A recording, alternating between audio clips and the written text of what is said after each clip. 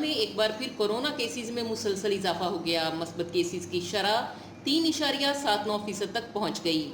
NCOC का कहना है कि 24 घंटे में कोरोना के 48,134 टेस्ट किए गए, जिसमें 1,828 नए कोरोना केसेस सामने आए, जबकि इस दौरान मस्बत केसेस की शरह बढ़कर 3.79% हो गई।